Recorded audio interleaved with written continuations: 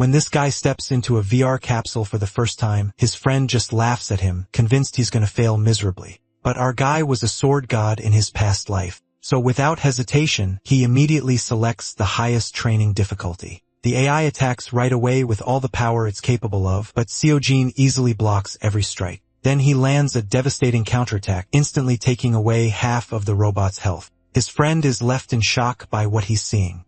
Meanwhile, the robot launches another attack, but it's completely useless. Seojin simply smashes its head and follows up with a deadly series of lightning-fast slashes. To finish it off, he cuts off the robot's arm and destroys it for good. The robot's remains collapse to the floor in a pile of scrap metal. His friend can't believe his eyes. How did he defeat an AI that 99% of players can't beat so easily and so quickly? With skills like that, our guy is guaranteed to make a fortune through streaming.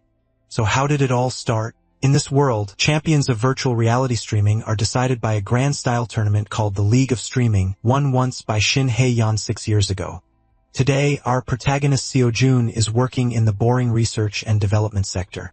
He used to be a retired gamer who can't play anymore because of his crushingly low synchronization rate. But thanks to the advancements in technology, people like him with physical impairments can now also play. Except for one small problem, the capsule costs him a whopping 100 million and won, which is just a teensy bit out of Bro's budget, who barely has 501 to his name right now.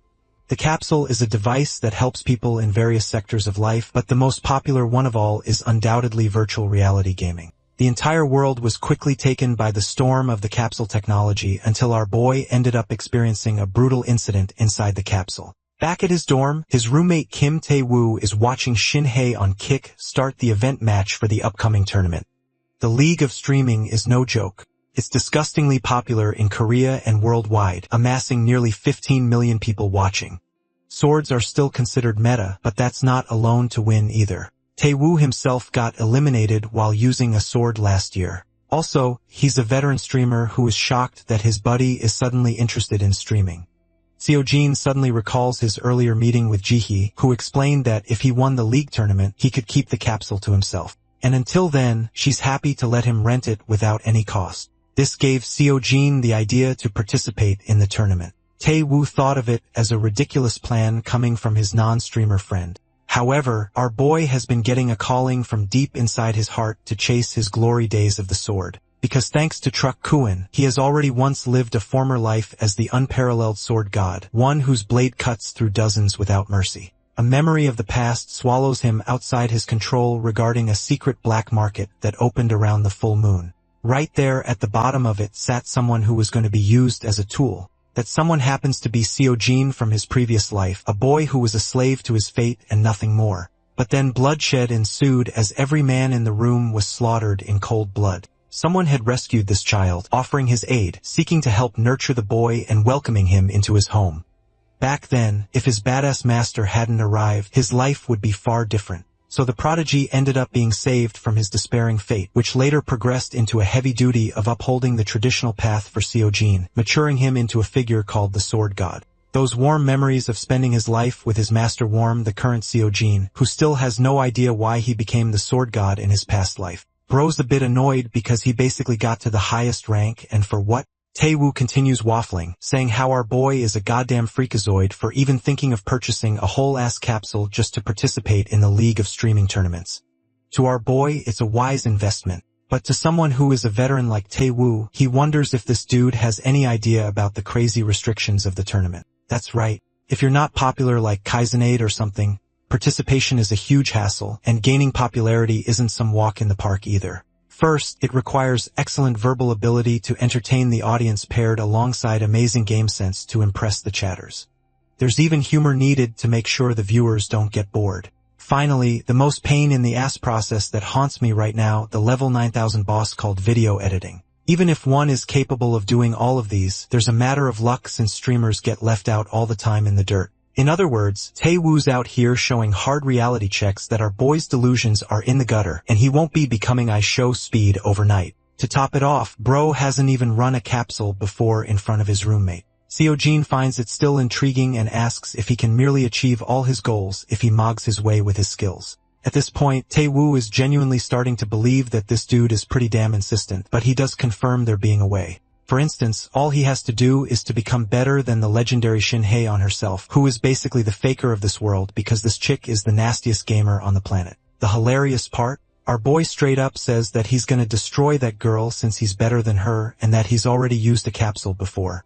Obviously, this whole thing is ridiculous to Tae-woo, who can understand that his buddy has royally lost his brain cells. Adopting a different approach, the homeboy urges Seo-jin to get his ass inside the capsule already so that he can be humbled gamer style. After all, if his skills can truly surpass Haeon, or better yet, if they're even better than just Taiwa's personal records, bro promises to do all the housework until the end of time. And, well, as you can guess, our boy is already smirking, probably thinking to himself that he's got himself a personal maid for free.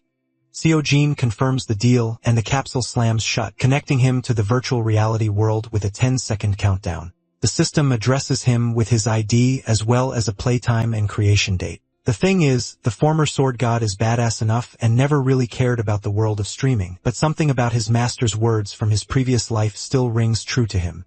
The wise teacher once told him to start anything regardless of his clumsiness in life because hesitating means risking not achieving anything at all. If you ask me, that's better advice than anything Andrew Tate's bald head has said in the past 4 years. Opening his eyes, Seo-jin embraces a new setting, entering the training ground alongside Tae-woo, who is also immediately transported here. Our boy asks for information about the place and learns that it's a basic game inside the capsule, a place where there's a sparring AI for record-based progress. Seo-jin is a little annoyed that he can't just face Tae-woo directly and run the fade check on his chopped haircut while his roommate is cocky and doesn't want to make the newbie bleed too soon. Checking system details, our boy learns that there's a level 1 through 10 system for the AI, and level 10 itself mimics the style of the person who has cleared level 9 with the best score imaginable. Long story short, Shin-hye has held that record for half a decade, so level 9 also runs on her replay. But that's far-fetched because to get to 10 in the first place, the other levels need to be cleared, which is tough on its own. Before Tae-woo can finish his yapping, our boy literally initiates the first dual state and transports this AirPod-shaped bot into the arena. Seo-jin doesn't even give a damn about listening to Tae-woo anymore, but it's implied that he actually skipped levels instead of clearing level 1 directly. In mere moments, the fight starts off with AirPod Pro launching full speed with a sword, only to get blocked by our Korean badass. Tae-woo is still smirking, confused why his friend over here has the ability to act so cocky, even while he's deflecting those sword strikes. AirPod Pro aims for a pointed strike, only to miss the attack with an ultra instinct weave from our boy leading into a clean cut right across the bot's torso. This takes out a pretty hefty chunk of its health, stunning the crap out of Tae-woo, who calls it a mere fluke. But get this. When Seo-jin's opponent swings back for round 2, this time bro literally styles on him by delivering a dozen slashes, precisely cut all over its body like it was nothing. By the end of his attack, Seo-jin slices off the AI's arm, which hits the ground in the most humiliating way imaginable. Back to Apple repairs it goes, leaving Tae-woo's jaw ripped from his mouth. The bot is at the mercy of our boy, who towers over him like he's some kind of menace. Seo-jin doesn't even spare the poor guy some mercy and literally chops his head clean off, ending the fight. The simulation for the duel ends. The bot disappears instantly while the system congratulates him for winning the level 9 duel with a ranking of 107. And yes, you heard that right. Even Tae-woo is astonished that this dude challenged level 9 right off the bat and humiliated this thing too. In other words, the next fight is the real deal. Materializing into reality comes the reflection of a monstrous AI taking the shape of Hyun's own battle capabilities. This isn't gonna be an easy match. Even Tae-woo is starting to wonder if this dude is some secretly overpowered psychopath. Back at the research and development department, the director is asked about her decision for the free rental she just gave. It's a reckless move for someone like Seo-jin, as bro took the whole piece home for basically free. Jay's assistant taunts that our boy doesn't even look like he can operate the damn thing, but mommy director is calm and believes that talent should not go to waste. Back then, she knew that Seo-jin missed his chance because of his failure to realize the synchronization rate, even though she was the only person who thought of him as amazing. And the kid has even improved from back then. In other words, though she knows participating is difficult for him normally, yet she is looking forward to the future where he does participate. Because if that happens, Ji-hye confidently declares that this man will win everything. Talk about being a baddie and a true homegirl at the same time, bro's winning in life. Let's return to the training grounds for our epic duel. The former sword god is handling the fight relatively chill so far. Tae-woo is genuinely bothered by the mere idea of this man winning the duel. Since he's interested in the outcome, the streamer decides to hit the record button and showcase the rest of the world in case our boy here wins. As for the main duel, Haeon's bot goes for an aerial strike. The fancy move is casually blocked by Seojin's clean defenses, who then returns the blow with double the love, knocking the level 10 AI back quite a bit. From an exchange of a few clashes, even the legendary sword god is impressed with Haeon's ability, a feeling that he is familiar with because the girl's talent even now confirms that she's better than all the opponents bro faced in his previous life. The self-glaze continues with Seojin still believing he's far stronger. He gets distracted and, well, the bot ends up landing a lethal strike. Game over, right? Tae-woo is already hating, having never believed in his boy to begin with. But here's the thing. Seojin casually plunges the sword out of his abdomen, tossing it aside. There's basically no damage incursion on his main body. No blood or pain travels through, of course. His health points are reduced all the way down to 1. Bro is literally standing on his last leg right now, but the scariest part is Tae-woo. He's actually freaking out that this man might have let himself intentionally get hit just now. All that just to satisfy his own curiosity. But you see, Haeon's bot manifests another blade to end the duel, blitzing with full speeds ahead to conclude this fight. In retaliation, our boy rockets ahead too. Both fighters meet their epic sword clash. Seojin smiles, indicating that he's still taking the fight pretty chill. As for the AI, this thing's starting to get overpowered, and it can sense that until suddenly the sword god's blade severs the bot across its chest, followed by a beautiful kick from Seojin, pushing it further back. Haeon's bot returns to the ground, leaving its points all the way down to 4. And continuing the trash talk, our boy wonders if he has instilled fear into the AI to even question attacking him. Bro out here making ChatGPT afraid, Seojin propels for his own offensive initiative, seizing the early draw, nearly cutting Haeon down, but the attack is blocked just in time. Despite the successful block, the force behind our boy's swing is so powerful that the AI's sword begins to chip and shatter. Only Dune fans will get that reference. Tae-woo watches in shock as the sword shatters apart, concluding the strike and practically guaranteeing our boy's victory. Now Seojin towers over the AI, having it at its mercy. The trash talk continues with Bro saying that the AI needs another 8 years just to beat him, and saying so, he cleaves its head off, winning the duel. Tae-woo is out here starstruck. The real owner of level 10 has now changed, matching it to our boy's abilities now instead. Seojin, looking badass than ever with that clean fit, wonders if he's qualified now. The following day, Bro's fancy new housemate is already bringing him food and water, overworking the ever-living crap out of Tae-woo at every opportunity. I mean, look at Bro suffering in the background, realizing that he made a bet with the worst dude ever. That's gonna be us too when ChatGPT takes all our jobs. Anyway, Seojin only just installed the game the other day, making him wonder if he should log in and prepare stuff for his first stream. He goes inside and boots up the system. To his surprise, Bro is transported to a white space. Having no idea or sense of belonging to what this location is, he focuses on the system screen, welcoming him to the player lobby where he can get ready before moving on. Our boy suddenly remembers that streamers usually get ready here before continuing on, so he has a rough idea of this place, except it's pretty damn plain right now and looking like a hospital ward. Still, Seojin goes with travel right off the streaming platform. His only goal in life for the moment is to climb the ranks, building his reputation so that he can qualify for the Leo's tournament. Since he booted up the platform, the stream initiates right away with his chosen game. This one is called The Dawn of the Assassination Squad, which is giving me free roaming vibes right off the start. So the idea is that it's a medieval assassination game. The goal is to eliminate targets using unnoticeable methods. The same game surpassed 2 million viewers just on opening week, and its popularity continues to soar sky high.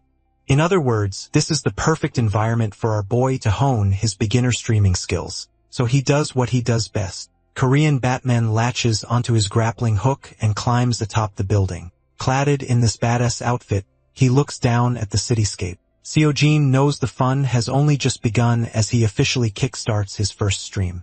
Oh, and by the way, since it's his first time streaming and everything, Tae-woo ended up giving him a long-ass name just to garner attention from the rest of the viewers. Though our boy isn't really confident in Bro's abilities and does have his way around playing a game before. Anyway, he looks down at the gorgeous view of the city. Just the graphics alone are commendable. It's like having the latest Ryzen, but a 100 times better. Seojin is really happy to experience this side of life too. By the way, his character is called Dane. Christina, a gorgeous blonde, and his teammate come to inform him that he's on a dangerous mission to come. Our boy's character responds automatically, which basically implies that this is the tutorial setting for the game.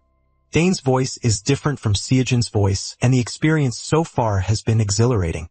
Christina has no words to speak while her partner is out here quoting Lelouch Vibritannia's famous quote, "Those who kill must also be ready to die." The girl is fed up with his corny ass and urges him to be careful, but Dane keeps it chill and tells her to head back. Before leaving, she hands him a note expressing that there's no truth here, so he's better off doubting as much as possible. This confirms to Seojin that the mission has officially begun, as his character is ready to doubt even the chaotic setting. Let's change the view. Korean Batman is out here swinging from building to building like budget Spider-Man all of a sudden. After his super cool landing, Seojin receives a notification from the system of his abrupt tutorial auto-start. From here on, he's on his own, but there's no path ahead except a blocked passageway. Our boy is given a hint to climb up the pipes, which is a pretty odd assignment. The sword god is on his way to become the pipe god. And speaking of piping, Bro's piping skills are pretty smooth, allowing him to leap up without breaking a sweat. At the top of the roof, we have Seojun questioning why his body is automatically moving all by itself, a nod to the amazing immersive environment. He begins to wonder if it's all over and if he should enjoy the auto mode tutorial. The auto mode is slammed with a proper tutorial quest to assassinate someone called Eteri, a high-ranking noble and manager of a fabled society. With the only goal set as Eteri's termination, Seojin checks the map setting and finds it impressive how this game is cool as hell. Helping him out, he's given a rope to descend. Our boy is rather impressed with how the game is properly helping out with the basics, but something seems to bother our boy's cat-like curiosity. He's getting the impulsive thought of just letting the rope go and descending faster since this part is pretty boring. To test his hypothesis, this man literally lets go, bravely crash landing all the way down with a heavy thud. So far, dude's plans didn't work per his expectations, but he does note a couple of chatters laughing about his clumsiness in the game for being a damn newbie. So far, these dudes are straight up making fun of his ass for being lame. It suddenly dawns on him that he's streaming too, begging the question why 4 people even bothered to join. At first, he thought no one would join, but thanks to his incredibly long and weird title because of Taewoo, chatters have taken pity on him. The whole idea of watching him be clumsy is entertaining to the chatters, though the IDs and usernames are pretty long and weird to keep up with. Remembering his homeboy's words, Seojin recalls how he was told to practice slowly filling the silence instead of focusing on the numbers. The idea behind streaming isn't the numbers, but the interaction value. That's why the only reason people gravitate towards popular streams is because of their interaction ability. But also, people love small streamers since they get recognized fast in their chat instead of getting buried down. Playing around with his streaming life, our boy begins to respond to a bunch of messages on his own, expressing his shock and generally entertaining the chatter, making his presence known. Finally, one guy tells him to start the quest already, which becomes his cue signal to act. Speaking of which, let's cut to the ominous and dramatic setting of Count Eteri's mansion. The chatters are intimidated with the frightening atmosphere, while our boy is wondering if it's going to be fine for him to just waltz his way inside politely.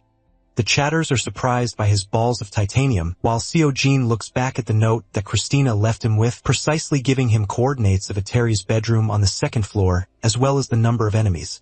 For weapons, Seojin is handed a sword stick as well as a gauntlet, pretty basic and expected for tutorial items. Not that it matters since he just has to kill one guy no matter the tool. But right as our boy is about to head straight inside, his chatters go bats hit crazy on his ass for being an idiot and rushing in blindly. Seojin feels like an idiot while they emphasize that he read the rest of the note that Christina handed to him. At this point, they've given up all hope on him, genuinely thinking that a proper defeat will teach this newbie a lesson. The ancient sword god has no idea of the sudden shift in everyone's mood, politely asking if he can just walk his way inside. One person asks him to do warrior play because, basically, in this game, getting caught allows NPCs to get way stronger, so the goal is to play stealthy. On very few occasions, veteran players intentionally blitz inside, making all the noise they can to openly slaughter the enemies, which is called a warrior play. This intrigues our boy, who wonders if he can do a warrior play to win this one out. The chatters explain that no one has done it yet. Several have tried, but not even hardcore streamers have gotten any luck. But all that loser talk only confirms one thing to Seojin, that it is indeed defeatable so long as he's on the level of Heian herself. This gives him all the confidence he needs to aim for the fancy warrior play strategy. Heading up near the estate, our boy can feel the immense pressure of it all. From Taewoo, he learned that chatters love the idea of clowning on their favorite streamer, which is what these dudes are doing right now by laughing at our boy. With 3 more viewers gained so far, he thinks the pace is fine as long as they're not being out of line. Approaching the guards, our boy makes it absolutely clear he isn't here for any stealthy mission. He's just here to catch all the smoke. Seojin assures his chatters that he knows what to do, but they're hounding his ass and assuring him in return that he's dead meat anyway. The first knight jumps at him to seize the intruder, but this is where our boy stops geeking out and starts locking in. Seojin casually blocks the strike and follows with a clean return, defeating the first guard instantly. This is a huge upset for the chatters, who had absolutely no idea that this man was built differently. Bro literally parried like no big deal. And though our boy himself has no idea what happened, he merely plucks his weapon out of the enemy's corpse, questioning if it's so easy to kill these paperweight NPCs. One more tries to flank him. The sword god catches the attack with no difficulty. All the while reading his chat, they keep getting baffled with his consistent parrying. The term is new to Seojin, looks down at his enemy before killing him too, netting another 1,000 points. In a hilarious plot twist, bro asks his chat what a parry even is, and as you can expect, they're going crazy over the realization that he could do it twice without even knowing what it is. This confirms to them that it has to be a fluke, while our boy begs them to just give them the simple answer for the love of Truck Seuen. After an explanation later, the streamer understands that blocking perfectly against a downward attack causes the opponents to automatically get stunned, but this is a move even retired pros face difficulty executing. The fact that pros struggled with it stuns our boy, who recalls that the level 9 AI he fought was already pro level, and it got destroyed pretty handily by Seojin, who now understands why it could be hard to use. Parrying requires perfect anticipation and then the perfect counter response. But thanks to his helpful chat, he now knows what it is. For his own safety, they beg him to turn back. But when did you last see Gojo Satoru back off from a fight? Exactly. Never. This is too easy for Seojin. His words begin to cause literal chaos in the chat. Half the people call him a lucky bastard while the others praise his talented movements. Anyway, the situation isn't too far off from his previous life either. Thanks to his own lowly background, people doubted him even after he defeated several big names from Big Sex. He was constantly underestimated. Seojin can tell that it's not exactly the same, but the situation is still similar. Lost in his thoughts, he arrives in front of 5 armed men. In the end, nothing really matters. He just has to prove his worth through sheer undeniable results, which he does by straight up sending the first dude to the Shadow Realm. Another one flanks him with an aerial strike. The perfect parry opportunity arrives. Seojin gorgeously maneuvers back and confirms a hit before landing hit after hit after hit, elegantly cutting all his enemies down. By the end of his slaughtering sequence, all bodies topple at his feet. He has become the aura monster that Subaru from Re:Zero the anime flopped to become. Radiating confidence, this man declares that they're gonna need at least a 108 best Shaolin masters to even chance taking him down. Bro's words are so corny that the chat doesn't even get what the hell he's talking about. One last guy tries to run off to request reinforcements, only to get his head destroyed with a brutal stab. One thing's for sure, Seojin isn't soft. This man is a cold-blooded killer. 6 new bodies are added to his body count. His performance so far is genuinely enticing the chatters to ponder if this guy even is a beginner or if he's gaslighting them all. One specific commenter begins spamming and gets a warning that he'll be banned if he continues the behavior.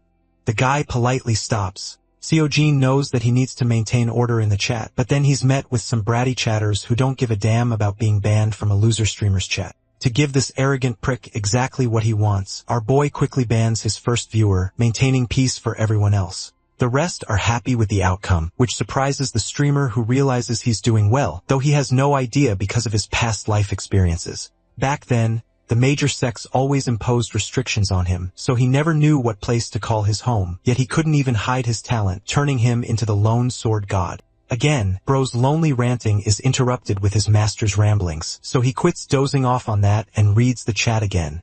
The dudes are intrigued how this guy has god-level control or if he's using some kind of trick. They spam so many comments to know about his secret, and keeping it chill, our boy simply throws a thumbs up and says they have to remember their past lives. It's such an airball advice that they all go silent before exploding on him for speaking nonsense. Anyway, Seojin navigates his way further inside, calling in all the attention from the rest of the guards who have surrounded him from every direction like he's some god-level threat. Instead of being intimidated like the chatters, this guy is relishing the joys of being the first newbie who can pull off a 13 combo parry. The guards charge full speed to take down the steamer, and with only one enemy, the mission seems easy. But Seojin is out here delivering wide slashes, taking down multiple opponents all at the same time. Two guys get him from the back, but his spatial awareness accounts for that, causing him to duck with ease. The guy's movements are so amazing that the commenters wonder if he's got eyes at the back of his head too. The guards are just as surprised with this intruder's skill. Two of them try to attack at once, attempting to overwhelm the sword god with their joint strength. However, even that is inadequate. This man parries perfectly and goes for the headshot for both of them, donning an easy smile. We get an interesting perspective of one of the chatters in real life who is literally thrilled to see this newbie wipe the floor with this game. Jom is actually a hardcore fan of the game itself. It's always one where stealth and assassination is prioritized. The first time the development team announced its release, he was ecstatic and was there from the start. The difficulty settings raised his expectations even more, helping him fuel his desire for a real challenge like games like these present. One small issue game, and that being the fact that the difficulty ended up becoming exceptionally too high, causing players to result in despair. The idea was to prioritize blowing up the whole building at this point or even memorizing the target's routine because of how difficult it became bypassing the security.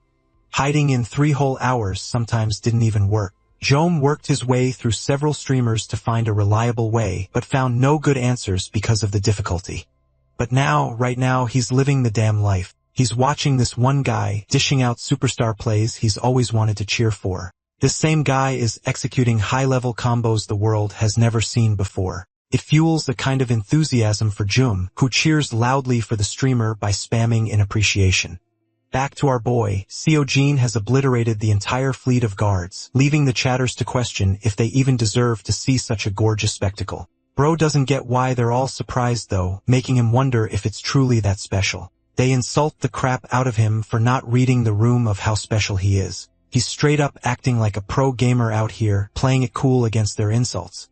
He even advises the chatters to turn the stream off if they're that bothered, but his nonchalant attitude only draws them more. By the way, the same 6 viewers collectively began following him too until a sudden explosion kick starts yet another sequence in the trial. The boss fight is here at last. Seojin casually dodges thanks to his tremendous reaction speed. The man in question is the noble himself. And while they're wondering if Seojin's gonna be enough, our boy speaks through his actions by leaping up top and going for the immediate kill, cutting past the boss. However, despite his perfect slash, the noble is unshaken, turning around with a grin on his face as if to ridicule that pathetic attempt. There wasn't even effective damage done, confirming to our boy that this dude is special. Then he consults the chat if maces can be parried, which makes them laugh out loud for his ideas of one-shotting the literal boss. The noble, on the other hand, goes ballistic with his mace, smashing his weapon all the way around, ripping pieces of the ground. Seojin seems to be doing just fine dodging the mace, while the noble confidently swings it, ready for anything this guy throws at him. Our boy leaps up top once again, this time delivering yet another wide slash, only taking away 3 health points. The noble retaliates with his mace, and though the streamer himself hasn't taken any damage, he is beginning to understand that the damage isn't even piling on anymore. This makes him question if he can clear the stage by repeatedly dealing chip damage. Jom chimes in to help his hero, explaining that if he doesn't kill a tear within 5 minutes, it's an automatic failure. The countdown is already down to the 4th minute. Adding another layer of difficulty, Seojin nearly gets hit with the mace just being distracted for a moment and knows that he's genuinely narrowed in for having no proper way of defeating this guy. This makes him wonder if he should try a different strategy of targeting vitals. Jom gives him the most useful tip ever. Attacking the same spot accumulates damage. This is just the information bro needed because our boy uses the tip right away by leaping up top, slashing the noble's throat in the same position, multiplying the damage by several folds. It's clear that a tear is vulnerable to the same spot. Jom was correct. So now he just has to repeat the same thing over and over. The noble is in a pretty crappy position, but so is the countdown ticking down to the 2nd minute. Without wasting more time, the first thing Seojin does is grab the noble's weapon, making sure that there aren't any distractions in the way. The noble tries to hurl up a fist, roaring at the bastard to let go of his weapon. Of course, our boy dodges effortlessly as his blade glides to Adur's neck once more, shaking 100 points off. More slashes continue. The damage multiplies on each hit, achieving an inhuman speed to take down the boss monster. The finishing flurry of slashes is so beautiful that the chatters are in awe. Only one hit now remains to go for the killing blow. Things are down to the last minute, and, well, Edori's frantically rushing about, panicking and cursing at the assassination squad, declaring that he will not be taken out so easily. The mission ends right then with our boy delivering the final cut, concluding the streamer's amazing run with a viewer quietly watching what went down. Jom couldn't contain his excitement. He had just witnessed one of the best things before his eyes. The news of our boy's clearance spread fast. By the way, we find ourselves back to the estate where Adur is pulling one last move, surprising Seojin by casting a myriad of magic circles all over the place. Out comes the rumbling explosion, devouring the whole estate in destruction, nearly swallowing our boy too, but luckily he escaped. Seojin had clearly underestimated this guy's guts, having no idea that he could pull such a self-destruction magic spell at the last moment. Right as he came out, our boy ended up being confronted by even more guards who ushered to catch the assassin swiftly. In the end, our boy ran away, escaping into the woods, completely exhausted and having used up his stamina. Yet the chase doesn't end. An arrow comes bursting his way, striking his shoulder as he leapt off by the edge of a cliff, realizing that he'd messed up. The last thing our boy sees is a glimpse of the person just up top, and so he crashes into the water, losing consciousness. The next time we find him waking up is by the same valley. His hand dips in the calm water, slowly waking him up. Looming over him is another figure who has stumbled across his body. This man has the badge of a golden eagle and confident in his discovery, switching to the player character screen. By the way, Dane just died an inescapable death sequence, so it's not like it's our boy's fault either. All this time, Seojin couldn't do anything because his body wasn't in control. The chatters are annoyed that the hype and aura moments end in a disappointing finish. Still, our guy maintained a positive attitude and wondered what he should focus on next. One of the chatters urged that he go to the tavern and head to Christina, the familiar character that he first met at the start. It's here that our boy realizes that he automatically moved to the tavern right after his character's defeat, so he heads inside and explores the setting. The people inside are bustling in joy, while the tavern lady appears to be none other than the stunning Christina herself. It's pretty damn obvious that no one could risk a chance of not talking to this girl. And noticing his sudden presence, she asked the customer if he needs anything. I have to remind you all that this is no longer Dane, but our boy's own player character, which is why she has absolutely no idea who this charming man is. Our boy expresses that he needs a lot, but unfortunately, the auto mode intervenes and whips out the eagle badge, stunning Christina right at once. The same girl that bro wanted to flirt with ended up giving the meanest stare of mankind, questioning his identity. The warm setting turned into a cold, tense atmosphere, with our boy emphasizing that there's no need to get so tense. He merely came here to help. To make his point clearer, Seojin reveals that he's pretty damn good when it comes to assassination, which puts her on high alert and makes her wonder if he's the expected man from the West. Playing along, our boy confirms this to be the case, while the blonde remembers how this dude is a greedy little weasel who would do anything for a few more coins. That's why he also wouldn't side with the secret society. With temporary tensions resolved, she believes it's only right to introduce themselves again. Calling herself Christina, she asks for the player's name. And right at that moment, Seojin is allowed to input his proper name. The others are curious what he'll input. As the streamer name is set to Seojin, bro didn't put any nicknames on his own, so it automatically treated his real name as a replacement. To make himself appear extra edgy and badass, bro inputs nameless as his name, causing the chatters to bully him again for being so damn lazy. The hilarity to Seojin is how the same alias used to be a thing in the past, denoting several people all at once, a title that sounded mysterious to conceal identities of those in the Murim world. The system prompts him to confirm the name as nameless, which he slaps a yes on, officializing him to receive proper assassination requests from the Sun Tavern. And something tells me this man is going to become the John Wick of this club. With the initial introduction settled, our boy asks what he should do to contact them. After receiving the badge, Christina curiously asks where the original owner is, but that poor guy is already dead, with the chatters hinting that she had a crush on him. To make it easy for her, our boy shares that he's buried the guy at the West Pier. And instead of being emotional about the subject, she offers him black signal stone to use as a contact. With the stone to his name, the mesmerizing Christina looks forward to working with him. Our boy exits the tavern, exhausted for the day, knowing he's done plenty already. The other chatters are confused if Bro is actually changing his identity to Nameless from now on, something Seo Jun confirms, though he doesn't care whatever they call him. The stream finally concludes after a long day's wrap-up. Our boy bids them all farewell, feeling flustered from the weight of cutely saying goodbye. Bro is trying his best to log out but struggling hard as hell despite his amazing skills. The chatters continue to make fun of him for being a noob. The system transports him back to the capsule where he ends the sequence, recalling how his 6 loyal viewers watched from start to finish. Bro's still bummed about the usernames too. That's when a certain message pops up on his screen. The stream has already ended, and yet he's found a new message. When the chat opens, our boy can't imagine how the hell these guys are joining even after the stream's gone. Seo Jin having some success. Let's circle back to Taewoo who had fun in today's stream. Suddenly, boy comes crashing in causing Bro's face to get smashed by his phone. I'm calling that attempted murder because everyone knows how bad that shit hurts.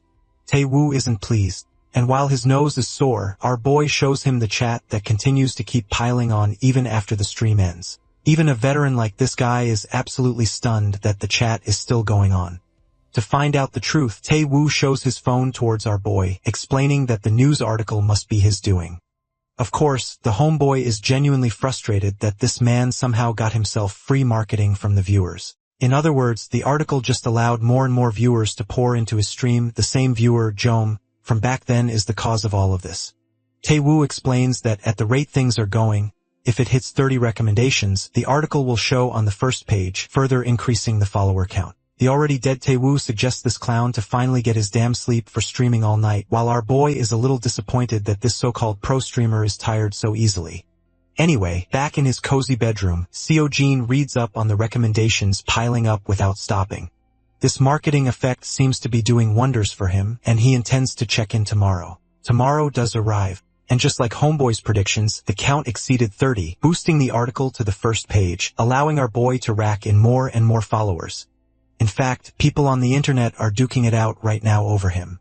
But what shocks our boy the most is the Assassination Squad community also posting about something. Here, one of the members has complained about the annoyance of the level 10 AI, which now tracks to some random player's data instead of Heian, making it impossible to face against. Curiously reading into the user's message, our boy clicks on the video attached to his note. The thing about Heian's AI is that it waits on standby if the user drops their sword. However, when it comes to this new AI bot, the fucker attacks, refusing to allow any openings go for free.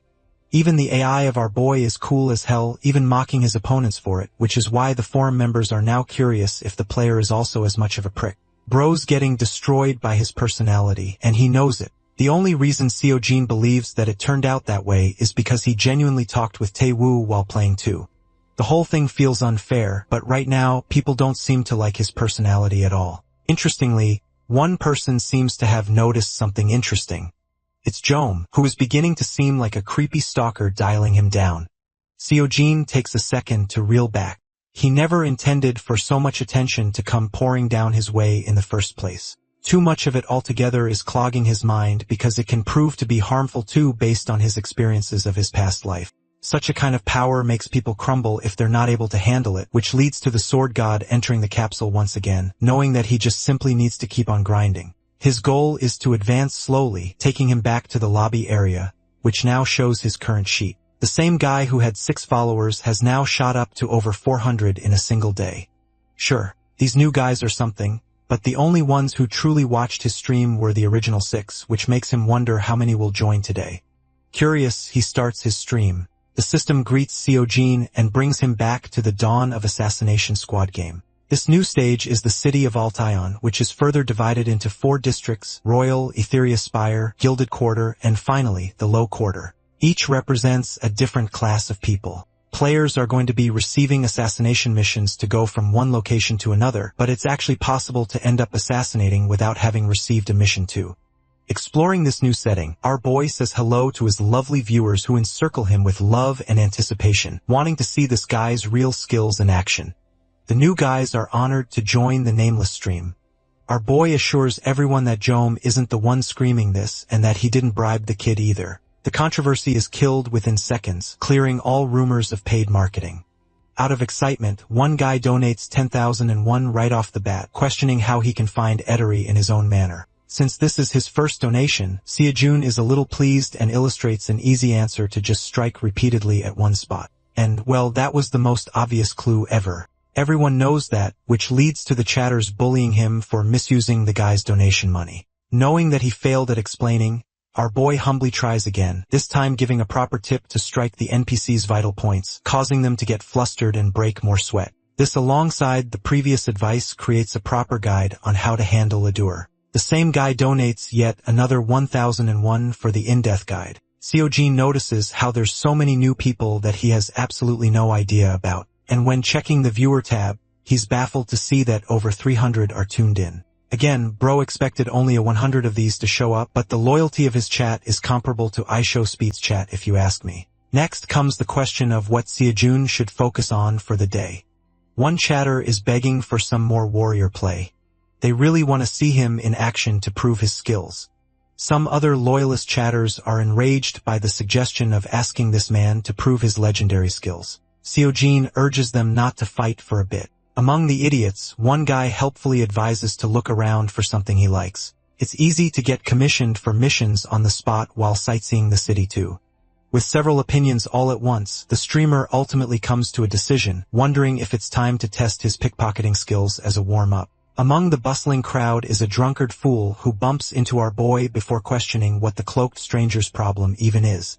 While this dude is busy insulting the man who bumped into him, our boy casually achieved an even greater purpose thanks to his expert sleight of hand. After adapting the grappling technique, he now has full control over pickpocketing and even succeeded thrice in a row. The chatters begin to question if bro is now becoming a thief instead of a warrior all of a sudden. That whole Murum story is starting to make sense now.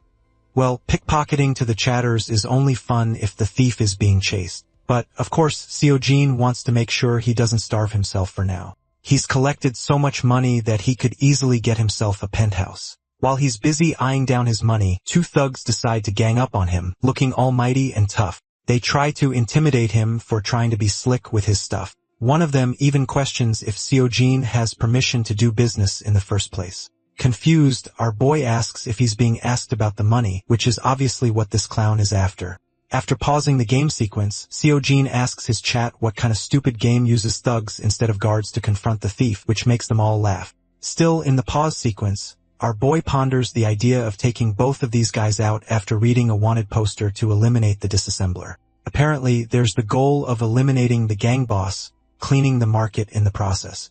The goal is simple. Today's stream to our boy is going to consist of a lot of cockroach termination in these streets. At the same time, his very own chatters have no faith in this dude's abilities to catch the disassemblers. Some of them are excited because clearly this man doesn't even know what he's dealing with. The scene switches to the side of the disassemblers, that badge-wearing gang who is after one man. Alpaca, one veteran streamer with an amazing average viewership of 10,000, is fearing for his life for being caught in the middle of an assassination challenge. His chances are looking pretty slim right now, and his luck is pretty trash as the candle wax just next to him ends up melting, pouring down on Humpty Dumpty's bald head. The streamer is cooked because now his position is revealed, concluding the game in his death. With the mission restarting all the way over again, he curses his fate for dying repeatedly to these stupid gang members. Even his chatters remind him of his 4-failure streak in a row. The guy is fed up and genuinely wants to eliminate Drake to deal with the 4th district as a whole, but that's not an easy task. Even his loyal chatters know that it's impossible for a dude like him, especially when the rulers are unbeatable. The rulers are a special team of the syndicate responsible for managing the 4th district. These guys are also the main villains of the game itself. First up is the Grand Majesty Queen. Then there's the Master of the Ethereum Spire, even the head of the Royalist faction. And finally, the boss of the disassemblers, ruler of the 4th district, a fellow called Drake. This guy is specifically known for being extremely difficult to track. He's like a bug who spawns in one of 10 different bases, quite the risk to start with. Anyway, Alpaca takes the map to hopefully try again, this time checking Drake's location first up. Based on the information he knows about the troop, it's clear that the 4th district's leader is hiding in some other place that isn't easy to find. One donation leads him with 10,001, asking that he do a warrior play instead of struggling so much. Alpaca is being pressured and has no idea what warrior play he's even supposed to do in this damn game. The others are dead-ass serious about suggestion, asking him to take a look at the community, which crops up his interest, causing him to go and check what's going on. In his mind, he's really hoping for someone to clear it so that he can serve this person as his master and get a warrior play of his own finished on the leader. His words are quite the big deal. Alpaca thinks it's ridiculous for anyone to clear Drake in a warrior playstyle, so he doesn't really give a damn. Bro is just cheesing it when suddenly all of his chat members begin to laugh in his damn face. Dude realizes his confidence is going to end up in the gutter. His own viewers call him a pathetic loser for being so much of a coward. The dude is getting even worse treatment than our boy, with more donations pressuring him to follow through with his words. Right then, the scene cuts to an invasion in one of the bases. The disassemblers immediately set up a formation to block the assailant, who is none other than the Chad of all Chads, Seojin himself. Just 30 minutes before Alpaca's till the end stream declaration, we had our boy who met the thugs in the alleyway. The alley's atmosphere was notably dark, but the best lead Seojin had was to follow these guys without any intentions of fighting. He's also quite surprised when he learns that the syndicate is not easy to catch. The chatters berate him for thinking that hunting down the rulers is going to be a cakewalk or something. Our boy has absolutely no idea about the rulers either, getting him shit-talked and laughed at for a whole minute straight by the entire chat. Some are so entertained, they even begin donating him. Well, the good news is, at least our boy managed to personally look up a guide to hunt down Drake last night. But even after all the choices he had, he found the plan difficult to execute. Then came the very simple strategy: beat all their asses and literally make sure he makes them suffer. Anyway, Seojin was told to surrender everything that he had, even the wallet he stole earlier, which these guys seem to perfectly know about. The chatters think this fight's gonna be an easy piece of cake because the same dude wiped out 13 dudes on his own. Ginger Hair is trying to intimidate and threaten him, but Seojin is stone cold, glaring at them as they command him to just surrender his money, and they won't eat his face off. Asking politely, our boy asks if they know about Drake's location. Obviously, the thugs confirm that they know, but they're genuinely bothered that this idiot is casually asking about their boss's coordinates. Knowing that these clowns won't comply so easily, Seojin believes kicking their asses is the only way to handle things. Bro's punches are the best way to communicate the message after all. These poor victims had no idea what they were getting in trouble with and foolishly decided to flank our boy from behind. The former sword god swiftly leaps up and away, dodging the strike and gaining perfect distance from the first attacker. The second one comes piping hot, nearly stabbing his face, but Seojin is able to evade and toss this man's body like it's a piece of cardboard. The first dude is down, and his weapon is now Seojin's to use. Then comes the redhead, who thinks shouting his attack is going to lend him an advantage. The punk gets perfectly parried, stunning him momentarily. And using this momentum, Seojin aims for the finishing blow, ending another one of their lives. Just like that, all of these punks have been eliminated warrior punk style. The chatters are super impressed and entertained by the streamer's unique play style. Ginger Hair, the one who had the most confidence earlier, is now whimpering like a kitten. Our boy rears his blade over to his head, inquiring about Drake's location.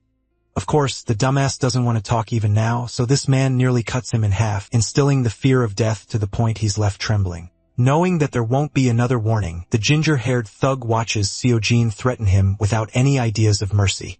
This kind of torture is literal madness according to even the chatters, because by the end of it all, the clown is left with a sore head, and he gave out all the information too. The chatters are pretty impressed once more that Seojin has the smarts to obtain information and handle missions his own way.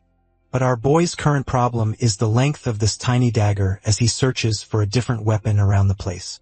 He notices one peculiar weapon that catches his interest, and that's how we fast forward to the present, where crashes into their base using a damn pipe. Pipeman and his piping techniques have returned as he unstoppably blitzes past the entire group, demolishing all of them with the most powerful weapon in all of fiction. This deadly pipe packs quite the punch, but what's astonishing Seojin right now is how hard the difficulty of this mission is, since he just faced 30 people and is expected to do an assassination on top of it all. While he's busy pondering the intricacies of the level, a certain man's voice expresses his amusement. Suddenly, a projectile comes out of nowhere, nearly cutting our boy's face, with Pipe Man avoiding it just in time. Even though he looked cool dodging that one strike, Bro's composure breaks the moment he realizes that hundreds of swords are flying towards him at rapid speeds. Temu Gilgamesh is back at it again with his projectile ability, but worry not because our boy, Aura, farms to the moon and back by using his trusty pipe to deflect them all. The chatters can't even fathom his godlike reaction speed, earning the praise of the leader himself. At the same time, the player's actions have notably upset Drake, and so he taunts Seojin, questioning if the filthy casual can parry what's about to come next. The leader of the disassemblers throws his special knives imbued with magical energy. All of them shoot full speed. There's just way too many of them to deal with. So this time, Seojin goes for the smarter approach by whirling his pipe in a circular motion, blocking each hit that was meant to turn him into a cheese slice full of holes.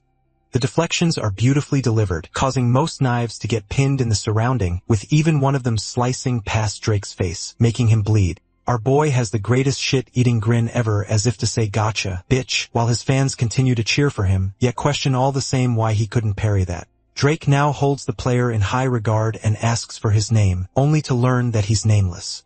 The basic NPC response praises him for having such a name, and he even nods to the fact that the strong deserve to be respected. Hence, this man stops holding back and releases all of his strength, gathering dual blades as well as 2 chain spears for his weapon, making him a complicated opponent. The chain blades are the first ones to come after the sword god, who deflects the first hit casually, not knowing another one is pushing for an attack from behind. It really seems like this one is going to connect, but right at the end, Seojin beautifully connects a kick, knocking the blade up and breaking its momentum.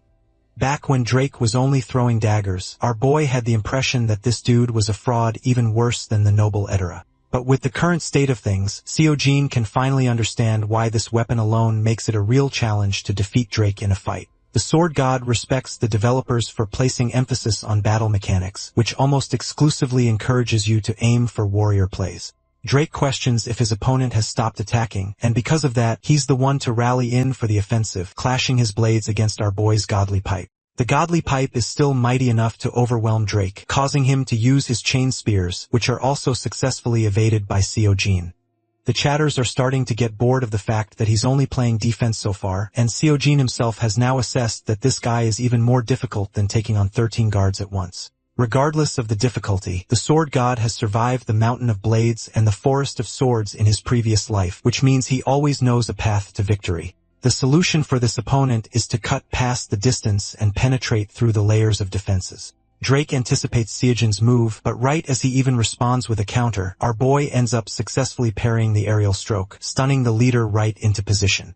This attack normally kills regular mobs, but someone like Drake can only leave him with a window to attack again. At the same time, he's figured out that the chains will always position themselves to protect the leader, but the same doesn't work for him. In other words, the sword god merely has to connect a proper hit, so he activates a stance of his ancient techniques, planting his feet into the ground and transferring all his powers from his solid lower body to manifest the ultimate high guard stance. The spirit of the sword god channels through to him as this time Seojin leads with the finishing blow aimed right at Drake's head, obliterating him in a single hit. The chatters have absolutely no idea what just happened again. All they know is how easy this man makes everything look with his skills.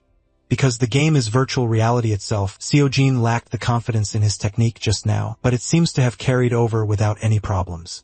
From his footwork to the twisting of his torso, each movement of his arms, everything is fine-tuned to the smallest adjustment, which means it's not much different from having a real body. Suddenly, the chain slips and tries to catch our boy off guard. Seojin dodges and gains some distance, and it appears the big bad guy still hasn't gone down. He aims to kill the invader with more of his offensive maneuvers. Only this time, our boy is faster and delivers a cut so strong that it breaks apart the chain weapon Drake had. Thanks to this, his opponent is no longer protected. Something about swinging his weapon gives our boy a sense of ecstasy and proof of his existence from his previous life. The clash results in utter domination for Drake, whose blades are flung about. Standing over is Seojin, ready to deliver the finishing blow, which he does by using the same pipe to unleash destruction. By the end, Drake's face now forever kisses the ground, while the system concludes the end of the adventure by killing the leader of the fourth distraction.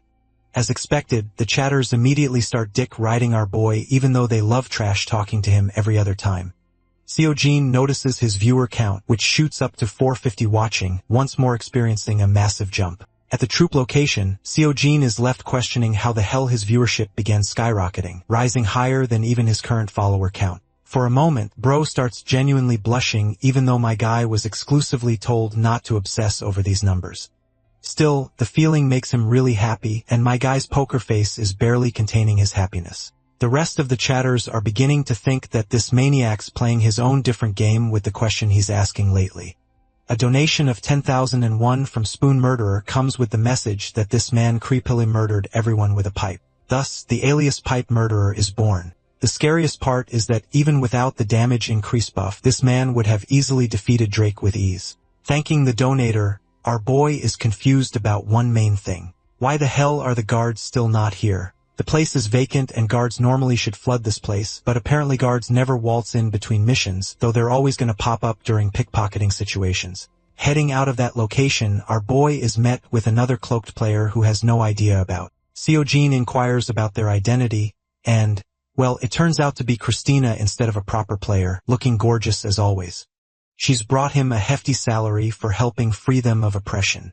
This reward also comes with an increase in his reputation for succeeding. The strange part is how he's receiving a reward despite not catching Drake while officially being on a mission. The chatters confirm that this happens all the time.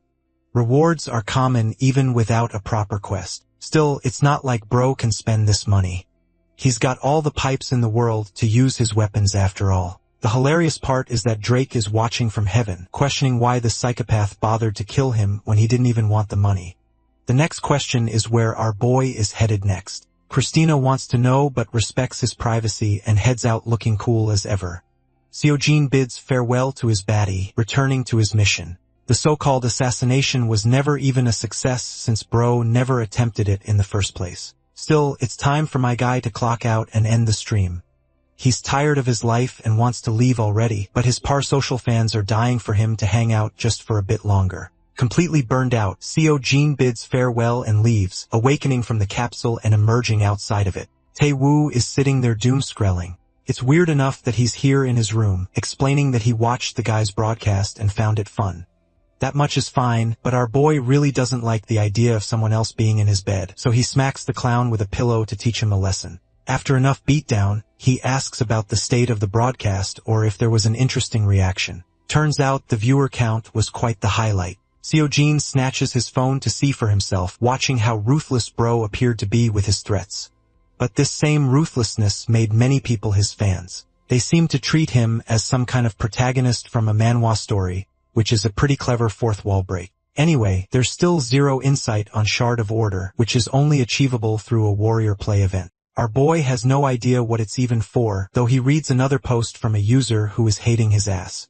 Tae-woo thinks it's part of the game to have a few haters at least. Attention turned into something more real. Curious for advice, Seojin asks what he should do and learns from Tae-woo that the community base normally consists of 10,000 people. In other words, bro's telling him to get even more famous, which won't be just a walk in the park like he suspects. At that moment, he receives a sudden post about Alpaca, who is another streaming artist known for attempting warrior play styles.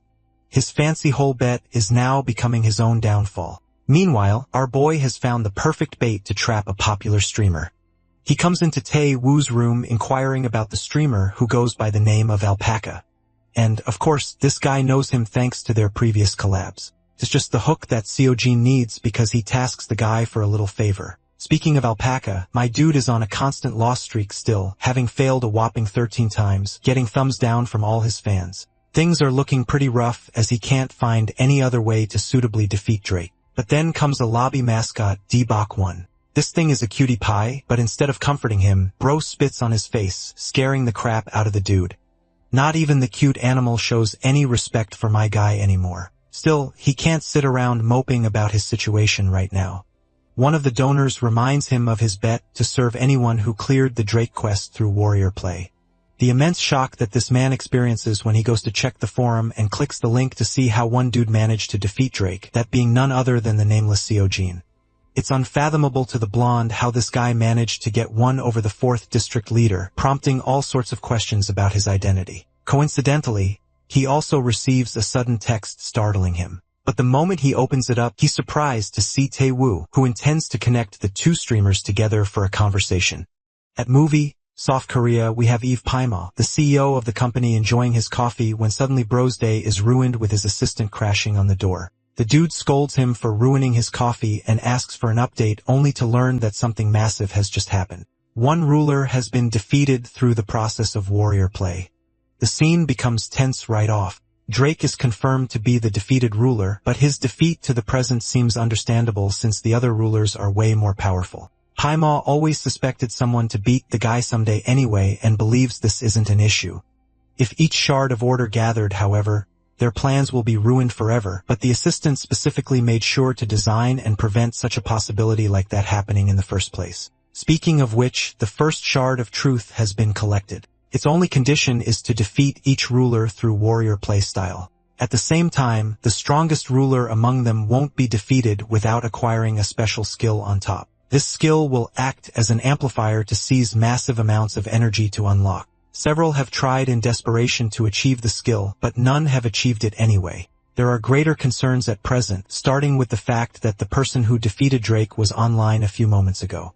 CEO Paimo hears this and immediately catches it, questioning how this dude knows for sure that the streamer was logged in, basically confirming that this guy has been slacking off. The boss yells at the clown for doing a shitty job as he runs off, leaving him in an angrier state than before. What truly terrifies him is the idea that all shards of the orders will end up being collected. Anyway, back to Alpaca, who is told of a collaboration invitation. And even though there isn't supposed to be any good material, it's still worth a shot for him to go. He assures Suhan that there's one element he's missing from all of this, and it's the fact that the other guy he's going to meet with is special.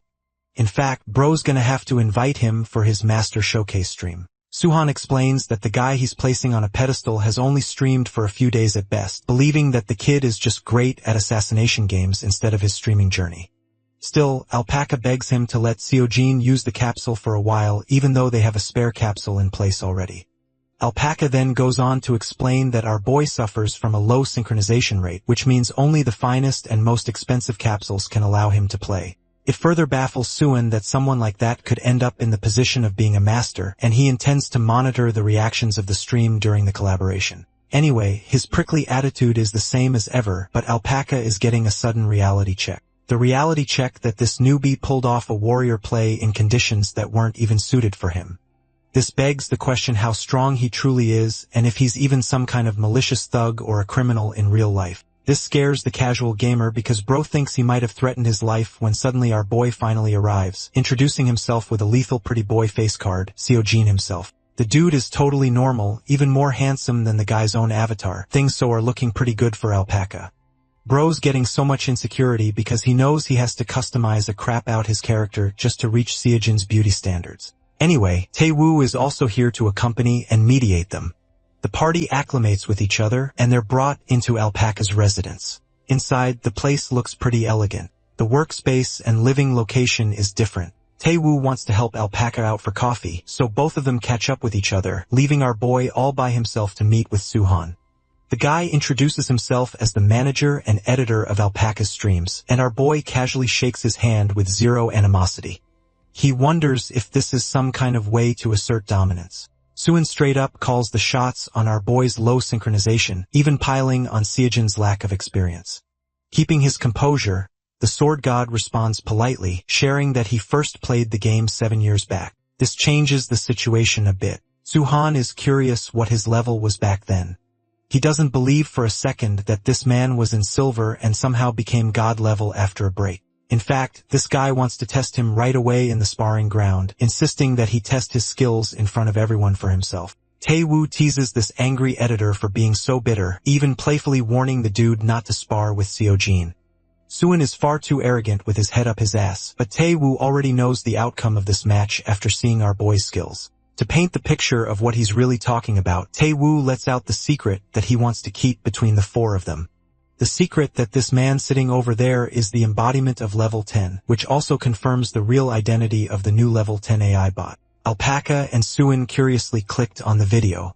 They watched the unknown newbie absolutely demolish the 10th stage AI of the training grounds. Each sword swing was precise and forceful. Hitting the bot's weapon at just the right angle, he was able to shatter the blade. Only one word could describe that footage: insane.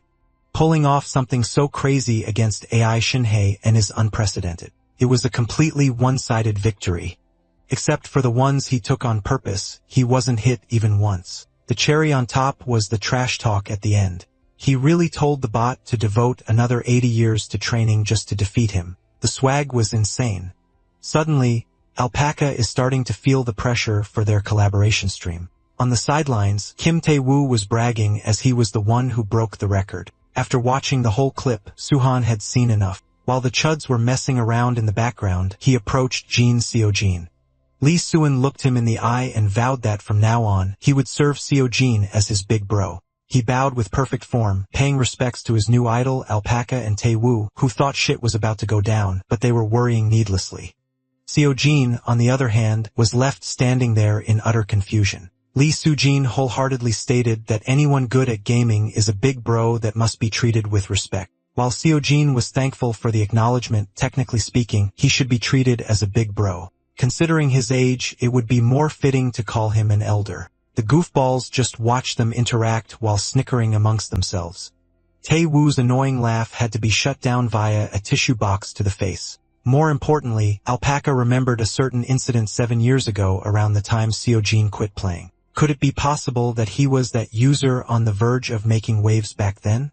Suan interrupted his suspicions by reminding him that it's almost time for their scheduled broadcast. They need to get ready now. Even though he should be thinking about the stream, Alpaca couldn't shake the feeling that there's more to Seo-jin than meets the eye, or maybe he was just overthinking things. Before Seo-jin could murder his roommate using a box of tissues, Alpaca invited them to the stream room.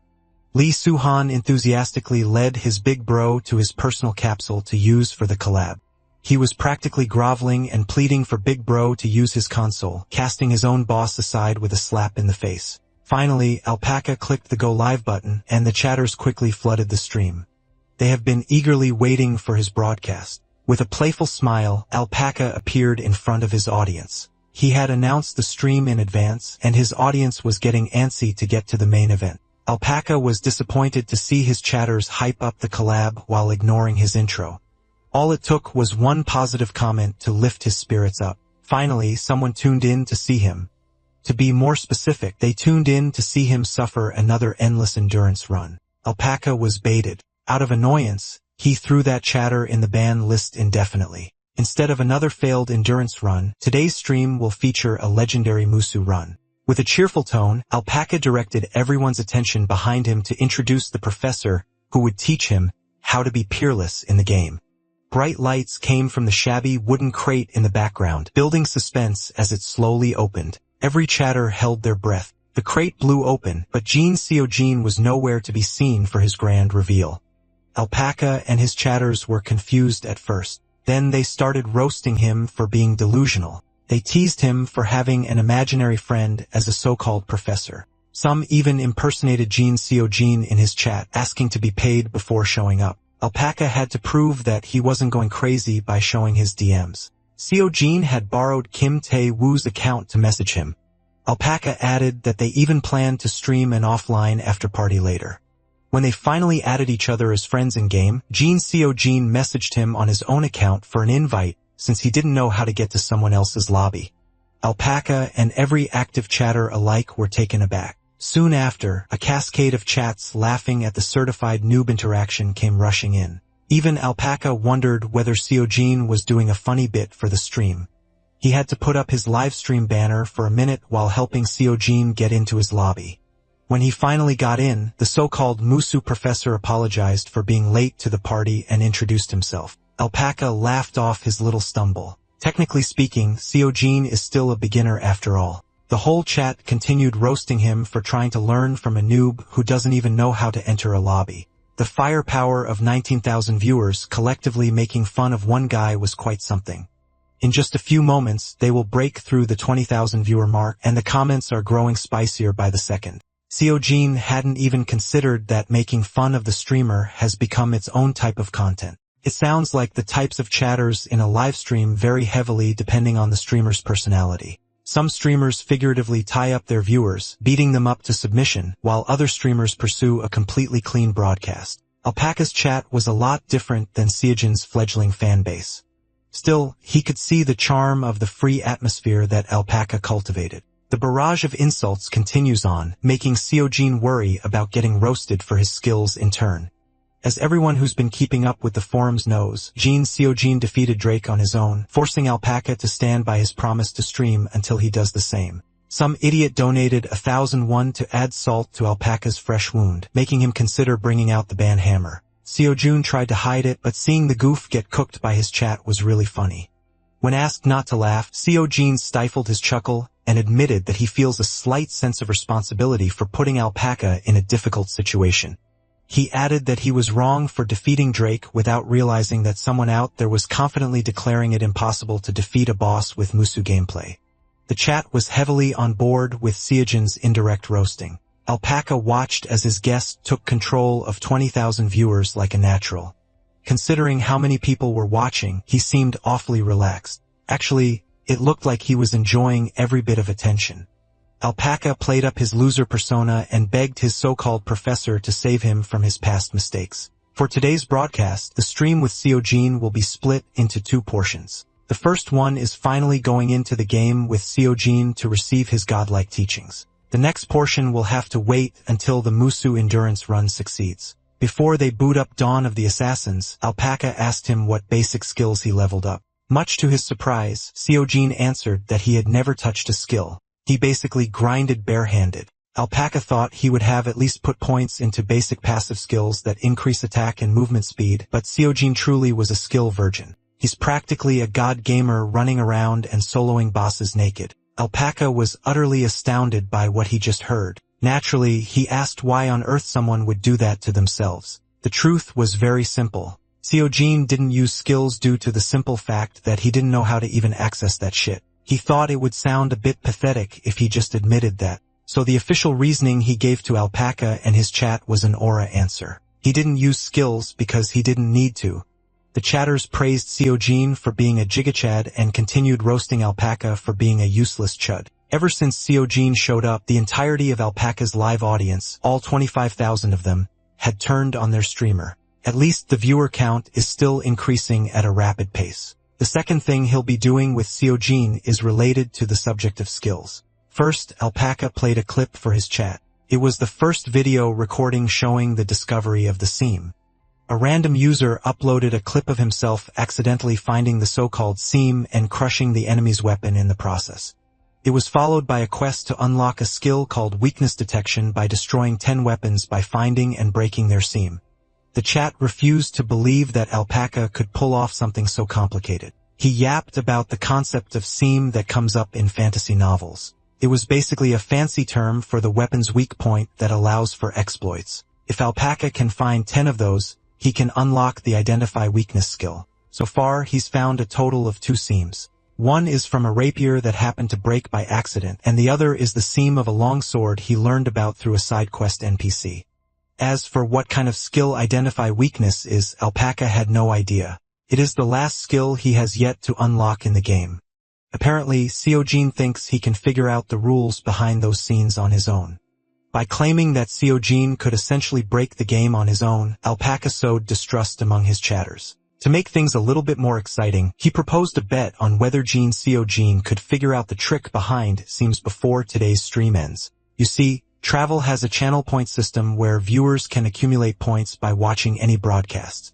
Chatters can use their points to change chat effects or make various demands to the streamer. Cannot be converted to cash, making it a trivial currency. However, there was another real reason channel points are universally beloved among viewers: gambling, baby. The channel point prediction option allows them to bet points on the outcome of a broadcast freely. Alpaca gave his chat plenty of time to submit their bets with plenty of choices for putting their channel points in. They could bet on finding 2 seams by pure luck, maybe 3 or 4. They could also gamble on a complete strikeout or a home run. Obviously, the majority of his chatters would take the safe bet while trashing the degenerate gamblers who were betting on the underdog long shot. As the name suggests, a safe bet is the more likely outcome, but the payout is low even if it hits. On the contrary, an underdog bet has horrible odds with the possibility of a huge payout. The mass majority gravitated towards predicting the discovery of 2 seams by pure luck. Now that he's familiar with gambling terms, Seojin addressed the chat in earnest and encouraged them to bet on the underdog to 100x their channel points. The first to follow his encouragement was the assassin of Joseon, one of Seojin's first viewers. The madman bet every point he had saved up for 3 years, trusting that his streamer would hit a home run. Naturally, Alpaca's chat clowned him for being a sucker. Seojin, on the other hand, congratulated Jom in advance for the guaranteed 100x max win. Finally, Alpaca and Seojin booted up Dawn of the Assassins. They spawned near a lavish mansion where a young NPC was sadistically cutting up a young man. The young man desperately apologized to his lord on his knees, begging to be spared. Instead of showing mercy, the young lord dared his victim to run away and save himself. His palms are sweaty, knees weak, arms are heavy as he crawled away, but Louis Neville never intended to let him go. Watching the torture scene from afar, Alpaca explained to Seojin that Louis is the son of Richard Neville, ruler of the far northeast. Alpaca dared Seojin to check the young lord's skills and lend him an ordinary steel sword to use. Even if one knows where to hit the seam to break it, actually pulling off such a precise strike is not that easy at all. Alpaca would know. He tried recreating the video many times, and he found it harder than parrying. While he was yapping on and on about how luck plays a part in breaking a seam, Seojin pounced at the sadistic brat. He broke the enemy's flimsy sword in one strike and pressed the attack for a one-hit KO. Just like that, he unlocked the quest to unlock weakness detection. 1 seam down, 9 more to go. The chat buzzed with a mix of praise for Seojin and mockery of Alpaca. The Musu god is just built different. Admittedly, Alpaca failed a ton, barely succeeding in breaking Louis's rapier. Still, one successful attempt doesn't necessarily prove that he could replicate the process, but that only applies to normal players. Jin Seojin, nameless himself, had finally confirmed that his method was correct. Still skeptical, the chat called him a snake oil salesman for trying to sell them an impossible idea. Alpaca tried to keep his chat in check, but the guards finally arrived, and they were marked as intruders.